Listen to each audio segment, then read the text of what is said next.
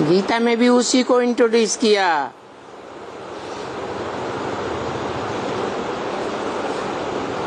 अर्जुन की ओर इशारा किया।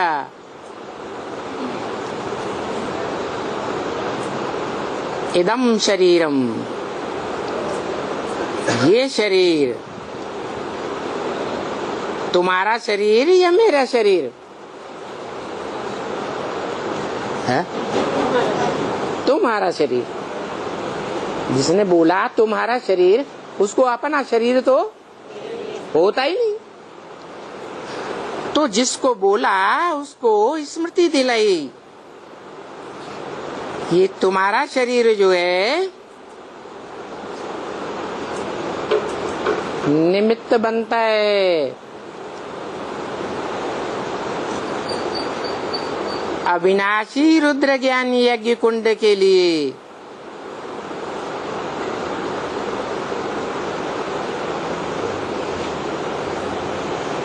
ज्ञान यज्ञ का नाम क्या है? अविनाशी रुद्र यज्ञ। शिव युद्ध रुद्र यज्ञ नहीं, शिव का तो नाम बदलता ही नहीं, शिव तो बिंदी का नाम है।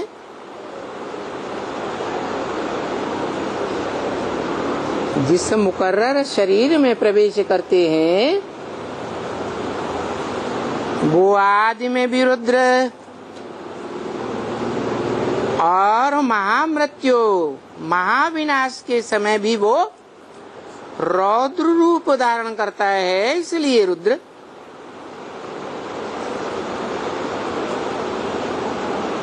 और अविनाशी भी है,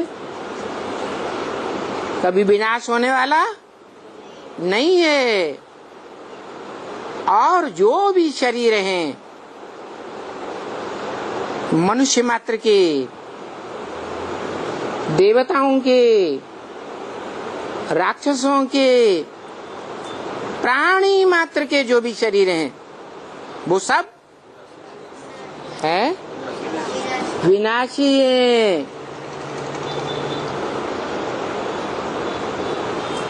और ये रुद्र यज्ञ कुंड भी विनाशी है या अविनाशी है? अविनाशी है। इस यज्ञ कुंड में सारी दुनिया को स्वाहा होना है।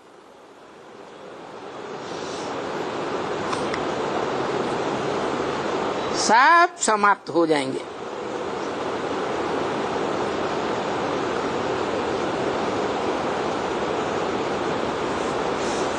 यज्ञ समाप्त हो जाएगा, यज्ञ कुंड समाप्त हो जाएगा है? जो ज्ञान यज्ञ कुंड है वो समाप्त हो जाएगा है? नहीं होगा। सारी दुनिया खलास हो जाएगी, ज्ञान यज्ञ कुंड खलास नहीं होगा। होगा है? नहीं होगा, अविनाशी है ना, तो नहीं खलास होगा। तो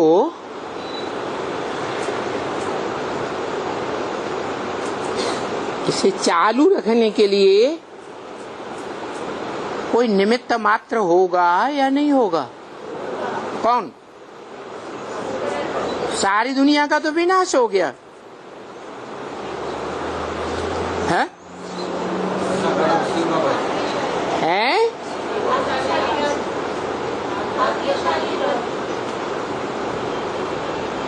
बोला है इस संसार में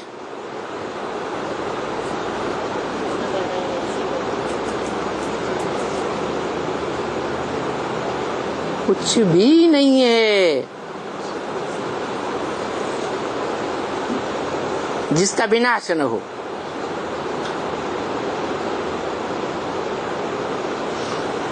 एक शिव बाबा ही है क्या? सदा कायम है। तो जो शिव बाबा है सदा कायम है इस सृष्टि पर।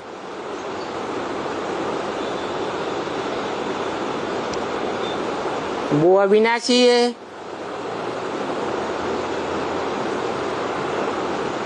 जिसका महाविनाश में भी विनाश नहीं होता।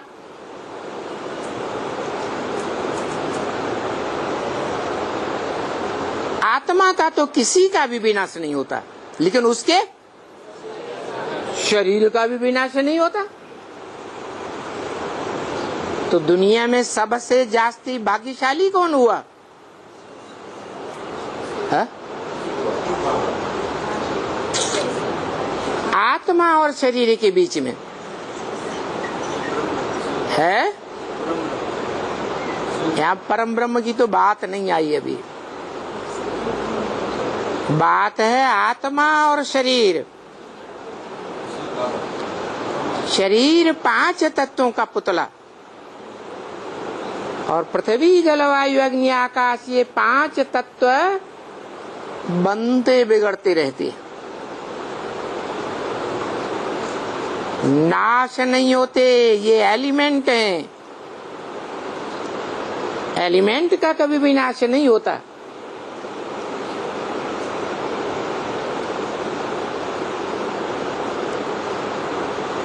तो 5 तत्वों का ऐसा भी एक संघात है बीज रूप में, मन सूक्ष्म रूप में।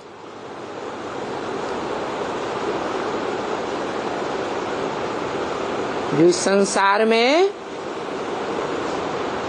कोई भी प्राणी मात्र के शरीर नहीं रहेंगे, लेकिन वो बीज रूप शरीर जरूर रहेगा। जिसे गीता में कहा है धर्म क्षेत्रे कर्म क्षेत्रे।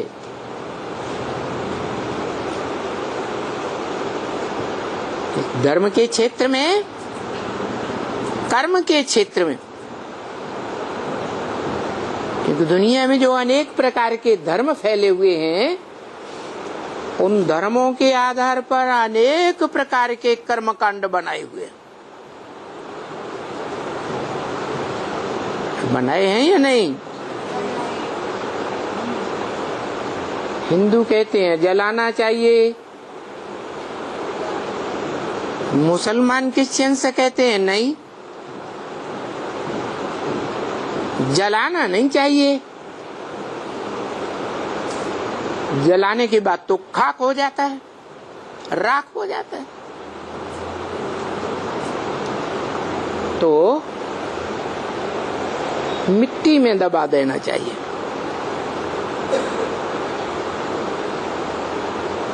क्योंकि मिट्टी में 5 ही तत्व विद्यमान है।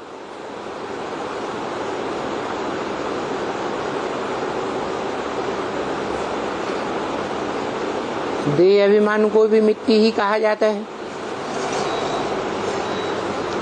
तो वो देह अभिमानी धर्म पिताओं ने ये बात निकाली कि हम तो देह हैं। क्या? हमारे देह अभिमान का विनाश नहीं होता।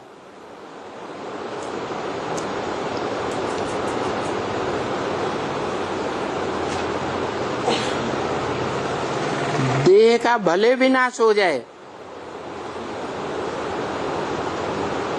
देखने में ना आए,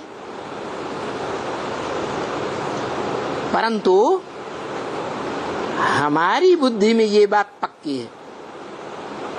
क्या? कि देह को सुरक्षित करके रखना चाहिए।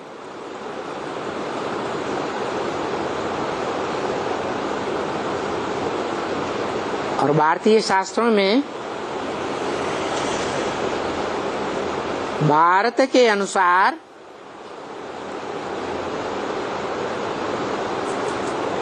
कौन सी ऐसी आत्मा है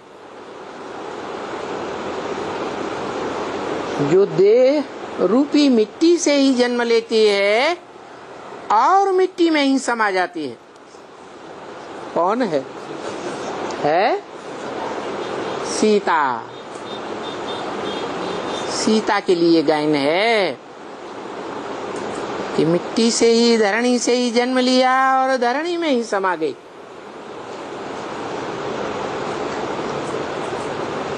सीता के लिए गायन क्यों है?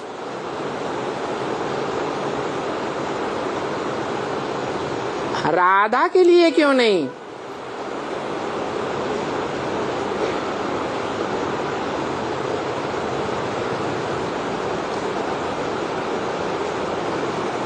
और शिव बाप ब्रह्म वाक्य में कहते हैं, तुम सब नंबरवार सीताएं हो। क्या कहा?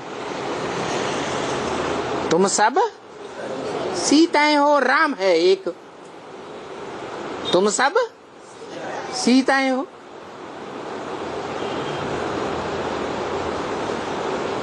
तो जब सब सीताएं हैं नंबरवार,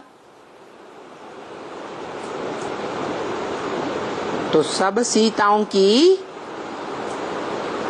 आखिरी गति, अंतिम गति क्या होगी? है? अरे जो अव्वल नंबर सीता है उसका गायन है, अव्वल नंबर अर्जुन है उसका गायन है, युद्ध स्थिर है उसका गायन है। तो तुम सब सीताएं हो, तो जो भी नंबरवार सीताएं हैं उनका आदि भी देह अभिमान की मिट्टी से है और अंत भी देह अभिमान की मिट्टी में है। मना 100% देह अभिमान को कोई भी मनुष्य आत्मा नहीं छोड़ पाती, सिवाय एक है राम के। जिस राम के लिए बोला है, राम बाप को कहा जाता है। क्या? कृष्ण बच्चे को कहा जाता है।